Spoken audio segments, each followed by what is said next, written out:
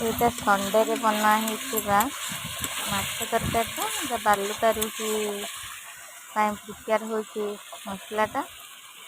ଅଦା ପିଆଜ ରସୁଣ ମସଲା, ଟମାଟୋ ପଡ଼ିକି ମସଲାଟାକୁ ପ୍ରିପେୟାର କରାଯାଉଛି। ତାପରେ ଆମର ପାଣି ଦେଇକି ମାଛ ପକାଇ ନେବା। ଏଇଟା ଆକ୍ଚୁଆଲି ଆଜିର ହେଇଥିବ ନୁହେଁ, ଏଇଟା ମୁଁ ସଣ୍ଡେରେ ରେସିପିଟା ବନେଇଥିଲି ଆଉ ମୁଁ ସେଇଟାକୁ ଅପଲୋଡ଼ କରିନି। ଆଉ ଏମିତିରେ ବି ତ ଟାଇମ୍ ହେଉନି, ଏଡ଼ିଟିଂ ବି ତ ଭଲସେ କରି ହେଉନି। ବାସ୍ ଭିଡ଼ିଓ ଏମିତି ବନାଉଛି, ସେତିକି ଖାଲି ପକାଇ ଦେଉଛି। ଟାଇମ୍ ଟୋଟାଲ୍ ବି ହେଉନି, ଘରେ ବହୁତ ସାରା କାମ ରହୁଛି। ମୋର ଛୋଟ ଛୁଆଟା, ତାକୁ ପଢ଼େଇବା ଇଏ କରିବା ତା କାମରେ ତ ଦିନ ଅଧା ପଳେଇ ଯାଉଛି। ଆଉ ମୁଁ ଅପଲୋଡ଼ କରିପାରୁନି ସେଥିପାଇଁ।